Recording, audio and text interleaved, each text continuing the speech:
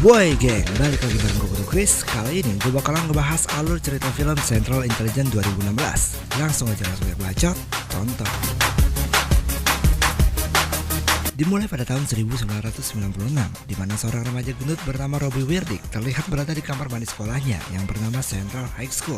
Saat dia sedang di kamar mandi, beberapa murid melihat Robbie dan berencana buat ngeprank dia.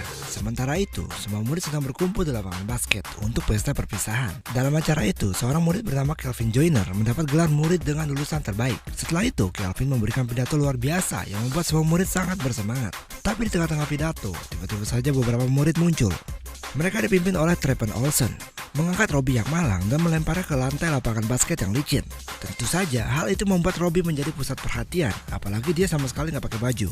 Semua murid menertawakan dan mengejek Robbie, kecuali Kelvin yang saat itu menolongnya dengan memakaikan jaket untuk Robbie. Karena rasa malu yang nggak bisa dibayangkan, Robbie langsung pergi dari tempat itu.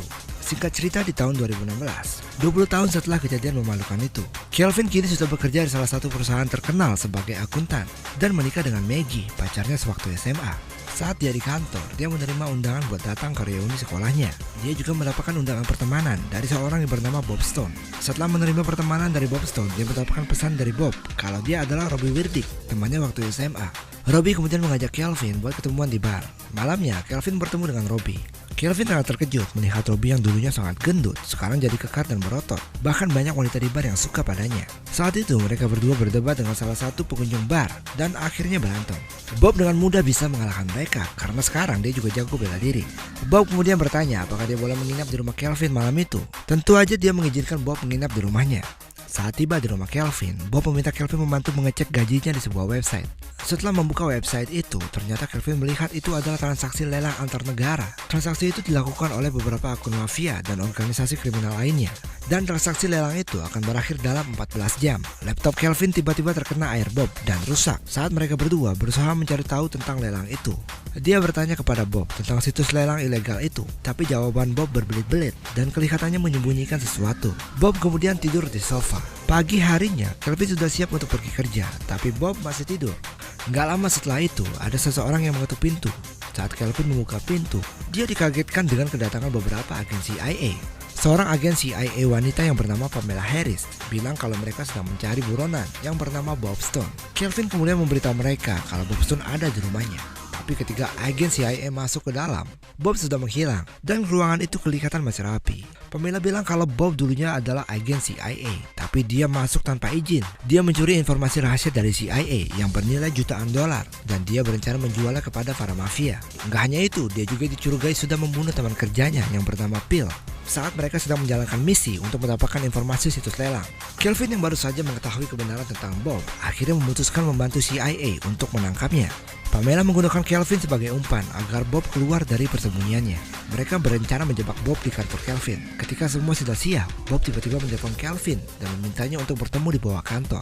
Para agen CIA dengan cepat pergi ke bawah dan menangkap Bob. Tapi ternyata Bob menipu mereka semua. Saat agen CIA meninggalkan Kelvin sendirian di ruangannya, Bob muncul dan bilang dia butuh bantuan Kelvin. Tapi Kelvin sudah menganggap Bob sebagai seorang kriminal. Dia gak mau menolongnya dan akan melaporkannya ke CIA. Baku tembak terjadi antara Bob dan CIA yang tidak terhindarkan lagi. Hingga akhirnya Bob dan Kelvin berusaha kabur dari tempat itu. Supaya tidak dikejar oleh agen CIA, Bob mengaku dia bukan pengkhianat. Dia juga mau menangkap seorang kriminal bernama Black Badger yang sudah membunuh teman kerjanya Phil. Menurutnya, Black Badger sudah mencuri kode rahasia satelit Amerika yang akan dijual ke pembeli mafia di situs lelang ilegal. Jika kode rahasia itu sampai terjual, maka Amerika akan mudah diserang teroris. Jadi dia membutuhkan kemampuan Kelvin untuk melacak Black Badger karena dia akan menjual kode satelit itu pada penawar tertinggi. Saat mereka berhenti di suatu tempat untuk mengeluarkan GPS pelacak, mereka diserang oleh pembunuh bayaran. Bob berhasil dibuat pingsan oleh pembunuh bayaran itu, sementara Kelvin berusaha kabur menggunakan motor. Saat Kelvin dalam perjalanan ke rumahnya, agen Pamela mencegatnya dan memberitahu kalau Bob adalah agen CIA yang berkhianat. Pamela beranggapan kalau Bob gak jauh beda dengan Black Badger.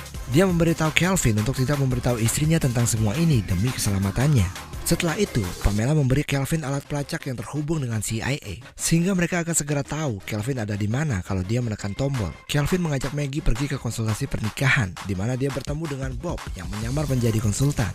Setelah konsultasi pernikahan yang rada nggak jelas itu, Bob meyakinkan Kelvin untuk menolongnya. Singkat cerita, setelah itu Kelvin mengatur pertemuan dengan Trepen Olsen. Ternyata sekarang dia bekerja di perusahaan internasional yang bisa melacak transaksi yang ada di luar negeri supaya bisa menemukan di mana saja Black Badger akan melakukan transaksi dengan pembelinya.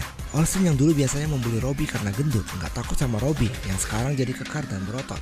Setelah bertemu dengan Olsen, Kelvin dihubungi oleh Pamela dan mengancam akan menangkap istrinya Maggie jika dia gagal menangkap Bob. Kelvin dipaksa untuk mengkhianati Bob dan memberitahu lokasinya sehingga agen CIA bisa secepatnya datang dan menangkapnya. Bob akhirnya ditangkap dan dibawa ke markas rahasia CIA. Pamela berusaha mendapatkan informasi tentang pembunuhan Phil dan tentang Black Badger, tapi Bob gak mau bilang apa-apa. Pamela menyiksa Bob supaya dia mau mengaku, tapi usahanya sia-sia saja. Bob masih tidak mau ngomong. Kelvin menyesali perbuatannya kepada Bob. Dia memutuskan untuk membantunya kabur. Mereka berdua berhasil mengalahkan beberapa agen CIA dan kabur dari sana. Tanpa basa-basi lagi, Kelvin segera masuk menggunakan akun Olsen dan memasukkan kode transaksi di alat pelacak CIA.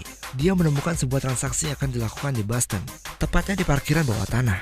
Kelvin kemudian membantu Bob mencuri pesawat dan langsung terbang ke Boston. Saat sampai di tempat parkiran gedung, Bob meminta Kelvin untuk menunggunya di luar. Dia masuk ke lokasi transaksi sendirian. Gak lama kemudian, Pamela yang juga tahu lokasi mereka ikut masuk ke gedung. Kelvin juga melihat kejadian itu, mengira kalau wanita itu adalah Black Badger dan akan memberitahu Bob. Tapi Kelvin malah mengacaukan rencana Bob bertemu dengan Black Badger. Bob kemudian menembak Kelvin agar Black Badger gak curiga, tapi dia sengaja mengenai sedikit lehernya agar tidak terluka parah. Bob melanjutkan transaksi itu dan tiba-tiba Phil muncul gitu aja sebagai Black Badger. Ternyata dia memalsukan kematiannya. Kelvin yang berusaha bangun karena luka tembaknya jadi bingung dengan siapa sebenarnya Black Badger, Bob atau Phil. Situasinya menjadi lebih kacau ketika agen Pamela dan agen CIA mengepung mereka semua dan baku tembak pun terjadi. Kelvin berusaha mengambil flash disk yang berisi kode satelit milik Bob dan Phil.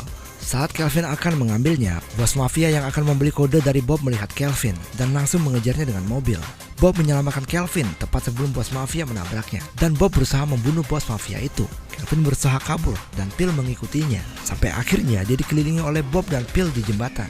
Bill berusaha meyakinkan Kelvin kalau Bob sebenarnya adalah Black Badger dan meminta untuk memberikan kodenya. Bob yang gak terima langsung menembak Phil. Saat Phil dan Bob berantem, Kelvin yang saat itu mengira Bob adalah Black Badger mengambil senjata dan menembak Bob. Tapi kemudian Phil mengungkapkan kalau dia adalah Black Badger dan menggunakan Kelvin sebagai sandera.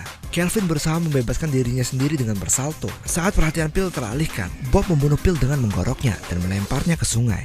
Bob kemudian minta maaf kepada Kelvin karena sudah menembaknya.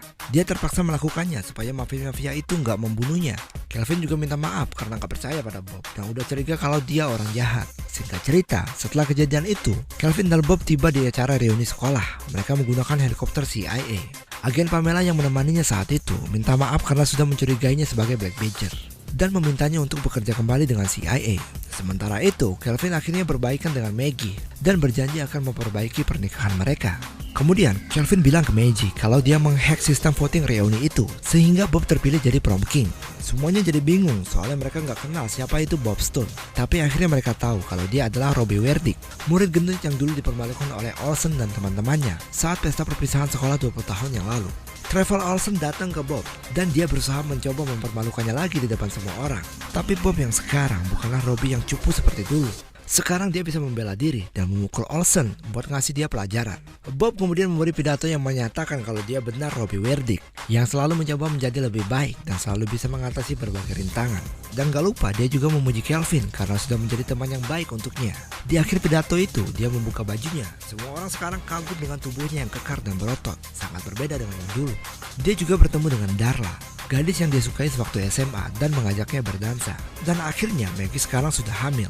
Kelvin bergabung dan bekerja sebagai CIA. Sebagai hadiah hari pertama kerjanya, Bob membelikannya sebuah mobil truk dan mengembalikan jaket yang dia berikan saat Bob mengalami kejadian memalukan di SMA. Mereka berdua akhirnya kerja bersama sebagai agen CIA.